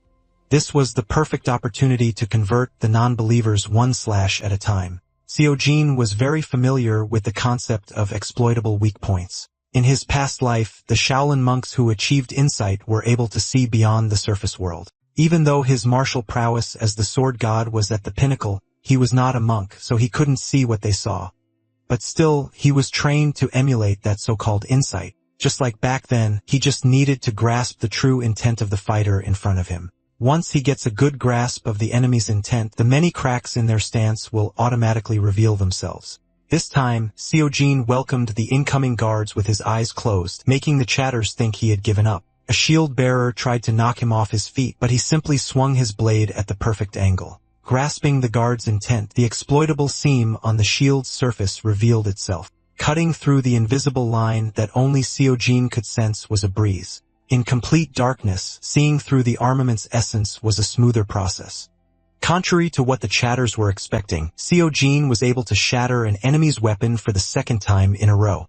It was then and there that Alpaca knew that he was watching greatness in action. The chat was equally flabbergasted by the display of insane mechanics. That man just found a seam, destroyed the weapon, and killed the guard with his eyes closed. It was some truly genius-level stuff. Alpaca was about to interview Seojin about what he just did, but was distracted by a 1,001 donation calling the stream disgusting, rigged, and fake. Being accused of faking and scripting a stream made Alpaca heated as he denied the baseless claims. Up until a second ago, he was one of the people who thought Seojin was just bluffing. How could he rig the fight if he was a non-believer himself? Many chatters jumped on the bandwagon, condemning the broadcast as a fake stream. In truth, most of them were just salty because they lost precious channel points on a bad bet. Seojin defended himself by reminding everyone that he told them to trust and bet on his success in the first place. According to the betting board, the safe bettors weren't the only ones in danger now. Only 1% of the audience predicted that he would find 4 or more seams in a single stream. That means 99% of chatters with channel points on the line are about to get screwed. At least they'll all be screwed together. As long as they don't fail alone, it should be fine. Seojin shared that sentiment and turned the atmosphere lighthearted amongst the chatters. Alpaca was very impressed by Seojin's ability to tease the viewers while leading the flow in his favor and staying likable. He's not just good at the game. He has a good sense for streaming too. Jin Seojin is the perfect collab partner. Alpaca won't have to carry the stream by himself. With the guards out of the way, he interviewed the man of the hour regarding what he had just accomplished. The chatters were curious what his actual job was in real life to have such monstrous skills and reaction time. To satisfy their curiosity, he truthfully answered that he's just an ordinary chill guy in his 20s. Alpaca was insulted that this dude, of all people, claimed to be ordinary. Calling himself just a chill guy with a face sculpted by the gods should be considered criminal. Alpaca revealed to his chat that what they see in the game is exactly how Nameless looks in real life. No customization required. The chatters didn't know what to feel. Some of them demanded a balance patch to nerf his looks, and some of them simply accepted that the world is unfair sometimes. One chatter donated 10,000 and one just to say that something has got to be small to balance Seojin out. It took a moment for Alpaca to understand, but as soon as he did, he turned into a chihuahua willing to call on his greatest weapon, the permaban. Seojin had to hold him back from nuking his chat. In the end, he agreed to let the disrespect to his master's pecker slide just this once. Behind the scenes, the donor was hounded by the other chihuahua lurking in the chat. Lee Suhan extorted the poor donor's wallet for a bailout. Getting back in the game, Alpaca repeated his question about how Seojin was able to pull it off. To be honest, he wasn't exactly seeing the seam. According to him, he just instinctively knows where it is due to the simple fact that he is a genius. Alpaca wanted to hit him in the head right then and there. After getting over the initial shock, the entire chat erupted in laughter at the obnoxious answer and Alpaca's reaction. Slumping and melting on his feet, Alpaca urged Seojin to show mercy and elaborate on his answer a little more. To give them a different explanation, Seojin claimed he was just thinking about what the developers would have done. He's basically saying he read the developers' minds just by seeing two examples. Everyone knows that the simpler parry was added to the game for clearing mobs efficiently. Hitting the seam must have been designed to be a more difficult version of that. However, a successful seam hit only breaks the weapon and does not deal any extra damage. In short, the seam system wasn't really designed to be used against normal mobs. The game shows the player three paths. Either play the game normally through assassinations, speedrun it with Muzu parries, or master the seam for weapon breaks. This system of breaking equipment is meant for boss fights.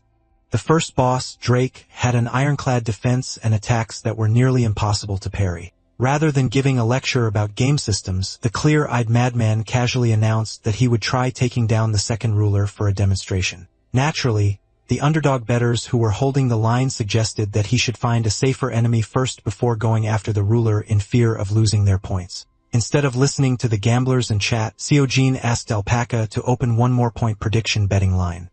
Of course, it will be a wager on whether he can destroy the ruler's equipment today or not. This time, the channel point prediction was much simpler, a simple yes or no bet. Seojin reminded the viewers to trust and follow his lead. Go all in on yes. After killing the son, it is now time to face the father. The ruler of the far northeast and royalist leader, Richard Neville, was programmed to avenge his piece of shit son by any means necessary. Clad in full armor and equipped with a great sword, he suffocated Seojin with non-stop attacks. Despite the ruler's onslaught of deadly and unpredictable attacks, Mr. God Gamer was still in full health. He tried to sense the wildly winding seam running across the great sword, but it felt impossible to exploit. Even Alpaca, who was spectating from the sidelines, had no idea how Seojin could pull this off through sheer mechanics. The fight was taking a little too long for his liking. While continuously bobbing and weaving from ferocious sword strikes, he read Alpaca's waning belief that he could find the seam.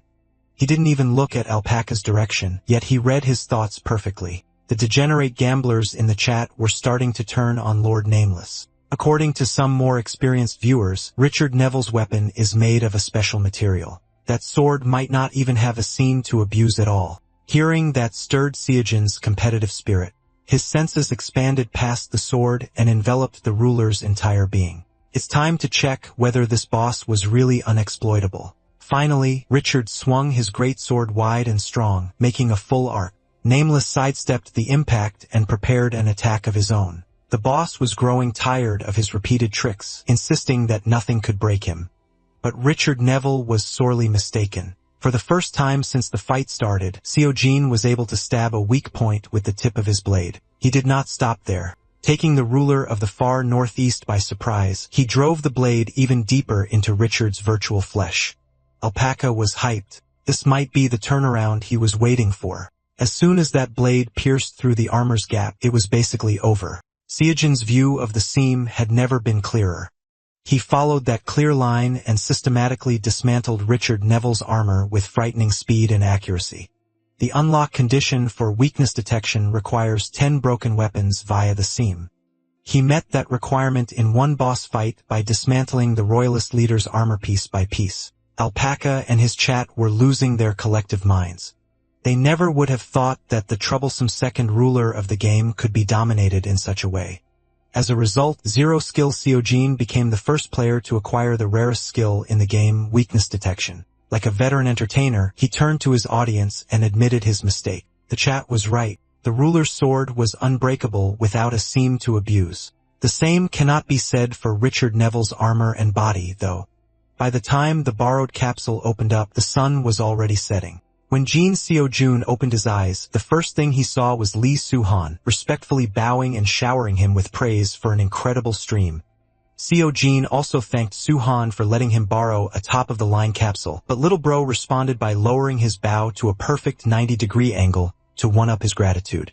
If anything, Soo-han was honored to let his capsule experience the gameplay of a god gamer. When they returned to the living room, Kim Tae-woo surprisingly stuck around. He canceled his own stream to watch. There was no way he would miss his roommate's first collab. Tae-woo also urged him to hurry up and leave to rescue Alpaca. At the moment, the poor guy is being harassed by his chat to get out and bring Seojin out instead. If the chat could slap him out of his chair, they would. Thankfully, Jin Seojin is finally ready to show the world how he looks in real life. Like the great hype man that he is, Alpaca directed everyone's attention to the door behind him. The whole chat held their breaths, prepared to be amazed by the man favored by the gods. When Seojin entered, the room seemed to light up. The viewers weren't catfished. That man is actually handsome as hell. Face already complete. No filter required. Right after the Dawn of Assassin stream concluded, clips of Lord Nameless spread across the forums. For the IRL stream, Alpaca regaled his audience with the pretty boy. The reactions ranged from jealous ink Ls to chatters being thirsty. Of course, the chat quickly devolved to comparing how ugly Alpaca was sitting next to a peerless beauty. He tried to clap back, swearing that he looked pretty decent back when he was in his 20s too. He just gained a little weight is all. Mentioning his weight was a mistake. The chatters knew what would make him feel even more conscious of his appearance, and they repeatedly poked fun at it. His only saving grace was the chatters who didn't watch him for his looks in the first place. Feeling depressed and deflated, Alpaca left the room to get things ready for the next part of the stream. Seojin was left to entertain tens of thousands of viewers by himself while Alpaca prepares dinner for their collab after party. Left alone in the streaming room, the donations rolled in. People were throwing money at him just to be noticed. There were a lot of flirty messages in the chat, but he could tell that all these chatters were dudes. From that point on, Seojin grew suspicious of every donation hitting the stream. Some of the hardcore gamers in the chat wanted to ask him more about weakness detection and the fight from earlier. The skill itself was very straightforward. Weakness detection allows the user to more easily destroy equipment by striking along the marked lines. If the chatters want to see more of his gameplay, they'd better tune in to his stream tomorrow. It was a shameless self-promo, but the hustle was respectable. Seojin was having fun interacting with the chat, so he opened an Ask Me Anything Q&A. He was asked about what a fragment of order was, but he wasn't entirely sure what they are or what they do. They asked about his workout routine, and he truthfully answered that he mostly just runs.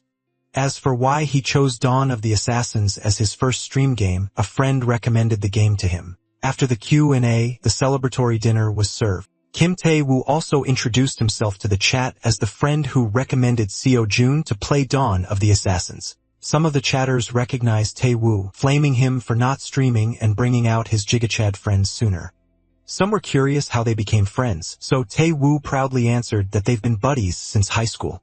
They even live together now. That was a mistake. Some chatter brought up the fact that Tae-woo often talked about his roommate in his streams. Unbeknownst to Seojin, Tae-woo's viewers already know him as the legendary roommate. Tae-woo tried to hide the messages in chat, but that only made everyone in the room curious. Suddenly, someone donated 1,000 won with a travel clip attached. Seojin pushed his dumbass roommate out of the way of the phone and opened the clip. It was a clip straight out of Kim Tae-woo's stream, yapping about some funny story. According to Tae-woo, his roommate is a pretty decent guy, but sometimes he does the weirdest things. One day, Seojin got dirt on his phone and he started scrubbing it with soap. When asked why he was doing all that, Seojin argued that his phone was waterproof, so it's okay. The day before that, Taewoo asked his buddy to cool the capsule down with a cooler, and that weirdo crouched by the capsule to use a small handheld fan on it. Seojin was wholly unaware that this so-called friend of his had painted him as some kind of freak who knew nothing about common sense.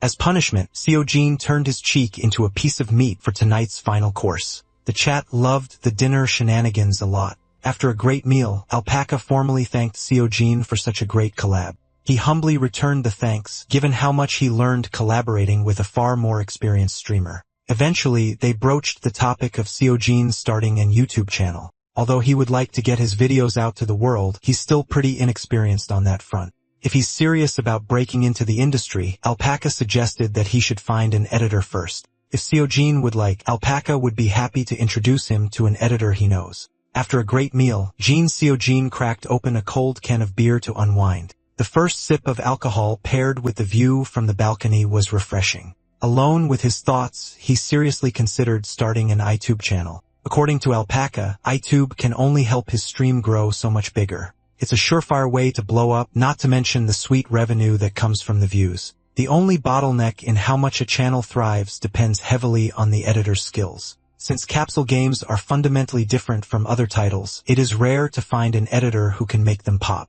All the editor talk got Seojin curious about how Suin ended up becoming Alpaca's editor. According to Little Bro, he was just a regular office worker before he partnered with Alpaca. He just stumbled across his stream one day.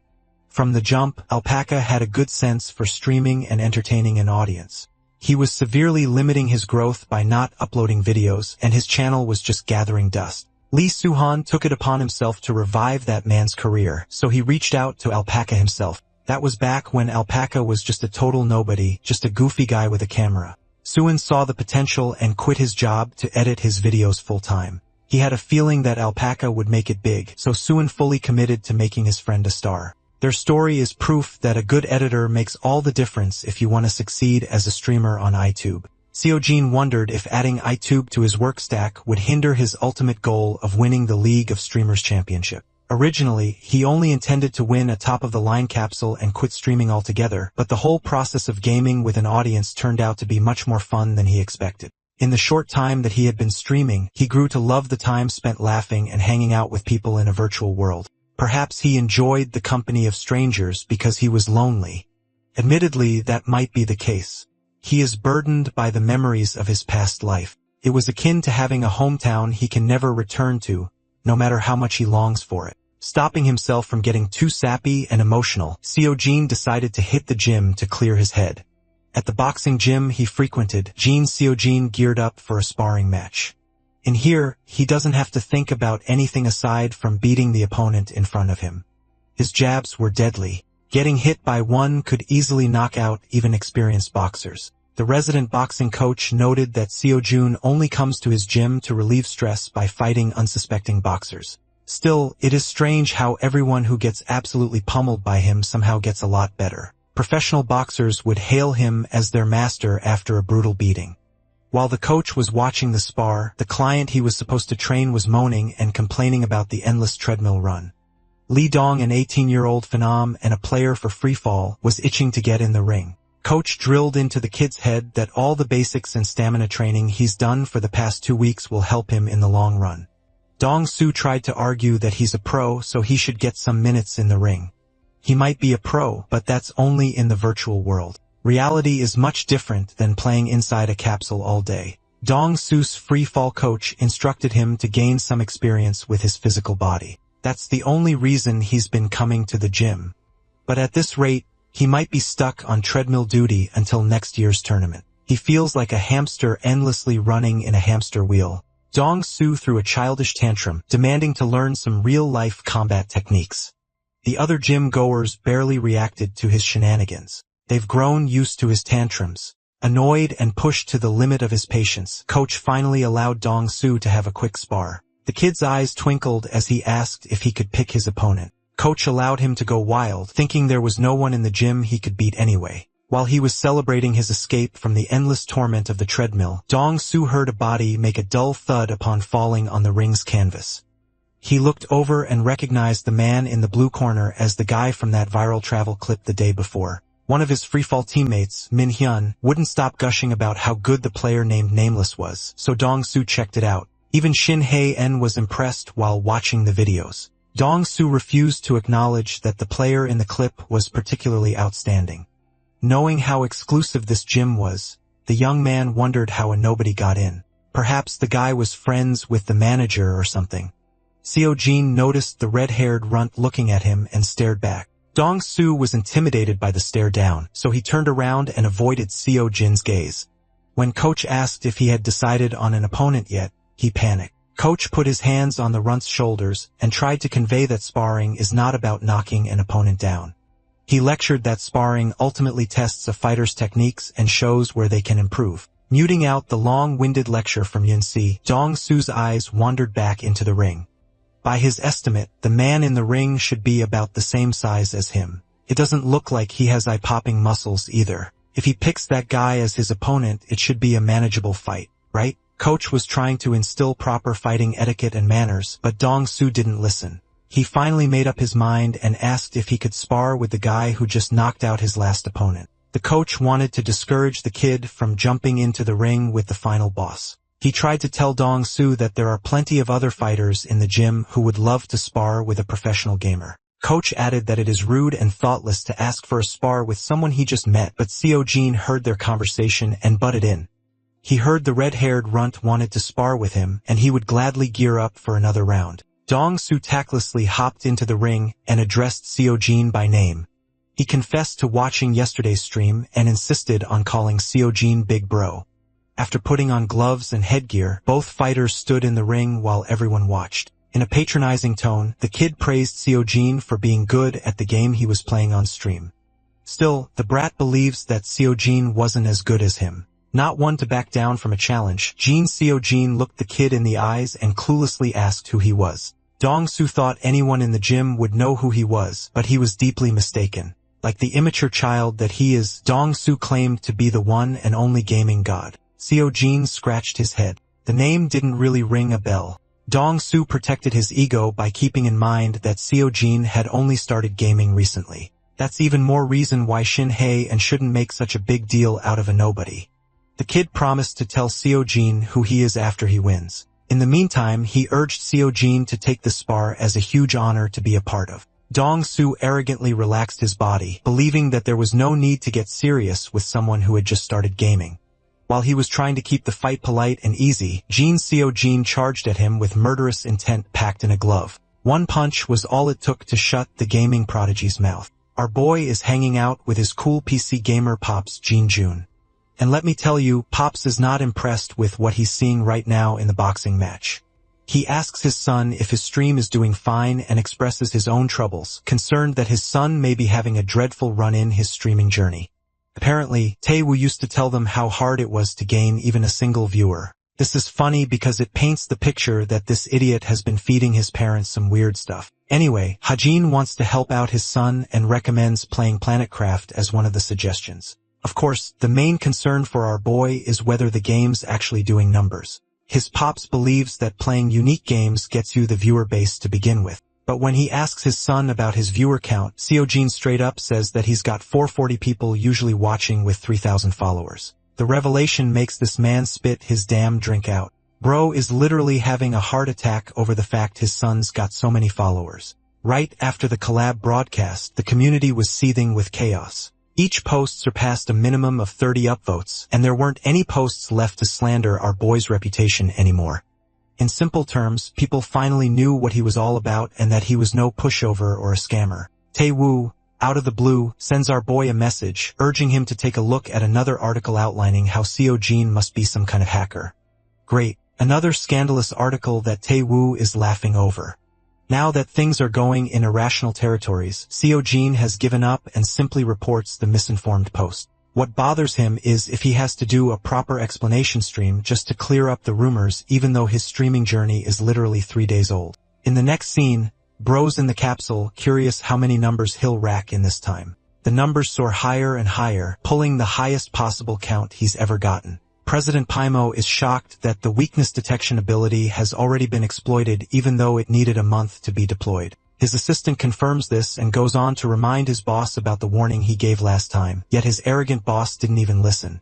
The assistant highlights that no one should be able to read into it so easily, though Paimo has no idea what he's talking about. So the guy flips the laptop screen over to him, showcasing a video of the man of the hour breaking a weak point. In the video, Seo-jun is basically styling on the mission. President Paimo doesn't know what to say, questioning how it's even possible for someone to get the skill before it's even scheduled. Apparently, they checked and there's no bug at all. Instead, this man who has already become a big fan of Seo-jun knows the explanation why. Bro literally starts typing an essay down of how Seo-jun is such a five-head big-brain Ayanokoji type of person that he managed to understand the patterns and read it instantly before shattering it. In other words, the dude isn't a hacker either, further making him seem like some kind of prodigy or a god. President Paimo understands the Glaze Festival going on, but doesn't get what their next move is supposed to be. Homeboy asks what they should do in the first place. President Paimo roars at him that he's asking about the state of the fragments and what they should do until then. The fragment of order is not a joke. It's one of the hidden Easter eggs that hinted at the incoming product of the company. Because once all 4 of them were gathered, a chain quest would open up for the person challenging it. There's actually a teaser video also prepared for that moment to come. Everything was naturally and properly calculated, a proper method that Primo himself perfected. One small issue. Thanks to the involvement of our boy, the same perfect calculation went off the rails because of one stupid player. Paimo sulks in defeat, questioning how long it will take for them to make another teaser video, which he learns is about 1 month. And if they're really pushing it with the extra hours, it's even possible to get it done within a week. But the big question is, what happens if the streamer ends up collecting all the fragments within the time period? His assistant is happy to answer that one with radiating confidence because, you see, he's fully certain that Seo-jun will end up gathering all the crystals even before the weekends. Yep, not the answer that his boss wanted to hear. Paimo orders his bitches to get the hell out. Talk about being the most useful and the shittiest employee at the same time. Paimo's done with life. When suddenly he comes across a video of Seo-jun making waves again, it's so hard to believe that this random newbie is capable of pulling miraculous feats. Even someone in his position is starting to doubt what the hell is going on. Currently, our boy's view count is at a massive 120,000. His techniques are all put up for display, how he slaughtered each and every single one of his opponents with finesse. Each fight is so epic that Paimo has turned into a fangirl himself, who is really happy that someone is smart enough to use one of the original strategies that he devised to take down Drake. It's 3 a.m., and he suddenly realizes that Paimo is feeling a strange kind of fulfillment lately. The game he poured his soul into is being enjoyed by all players in the world, making him really happy. This is the purpose of the game he set out to create, the dawn of the assassination squad. Bro's days are turning into a satisfying twist with the existence of Jin Seo-jun's existence, who is now hailing himself as a veteran newbie with 1,700 followers. The next time our boy comes up to stream, all his viewers are confused by his sudden change in title. Now that the viewership is doing numbers, the chat is moving fast too. That's why this dude prepared something in advance, Jom being his main line of defense and the other few chatters being his well-trusted assistants. These 3 are officially assigned the positions of moderators, the world's most serious job ever. The goal is simple: eliminate any trolls or rule breakers in chat. It's also deserving of these guys to become the mods since they were here for him since day 1. Our boy actually personally reached out to them and ensured that they all agreed to the deal except one of them, that being the public restroom guy who ghosted him. Anyway, Bro publishes the new rules for his chat too. There are only 3 basic ones to follow which summarize using one's own common sense. Still, the viewers are curious about the title of the stream. And since everyone has been curious how he managed to find the weak point, Seo-jun figured why not show it to them. Bro apologizes first before revealing how he connected lines that were similar parts of the equipment for an easier cut. He then decided to report it himself knowing that no one would believe him anyway, a pretty insane move on that end. That's why Bro's stream title is about accidentally using a hack, which makes the chatters lose it because they can see how this man is trying his best to maintain fairness. With enough explanations aside, it's time for the broadcast. And at great timing, a notification pops up. Our boy assumes it's for the mission, but nope. It's a message from the creator of the game who lends this dude 1,000,001 if he can use weakness detection against the Ethereum Spire. The chatters don't get the purpose of it, confused if the goal here is to use magic or if magic can even be cut in the first place. To arrange things in his head, Seojin plays out the scenario, wondering if it's the real creator who's advising him this. The fact that's been giving 1,000,001 just for this mission alone is massive, which actually makes him believe that this might be the creator himself. The chatters insult him for being so naive that he has to ask that after so long when the answer is obvious. Let's come over to the city ruled by mages, the Etheria Spire. The ruler here is Duke, the central figure of this mission, who does not hesitate to conduct human experiments in the name of research and advancement. Leaping up and around the district, we have Pipe Murderer 9000, who nearly makes a poor girl faint for being as swift as an assassin. Technically, she's right because Bro is indeed out here to assassinate his target, though the chatters ask to see if he even knows what the boss is. As always, Bro declines, appearing dense once more in front of his viewers and earning their insults for just going head straight. Refusing to make it more complicated than it seems to be, our boy navigates the setting, his best lead becoming the NPC mages, who he notes are pretty few in this region. The thing is, mages in general are pretty rare. The first few floors are trash, and the fourth is where the real fight begins. With the chat gone quiet, our boy's senses are telling him that something is about to happen here. One man asks the intruder not to enter inside restricted grounds, but Seojin being Seojin takes out his weapon in an effort to scare the guy and then goes on to deliver a pretty nasty hit to this guy's body, knocking the wind out of him as he hits the ground. Yeah. I don't know about you guys, but I'm not calling that a light hit. Suddenly, Bro's body begins to experience several changes as if it's forcibly paralyzed out of nowhere. Back there, a mage spills doom for the intruder who can't do anything from his position. Next, the same mage fires a heated blast, one that the sword god cannot even avoid from while he's immobilized in one spot.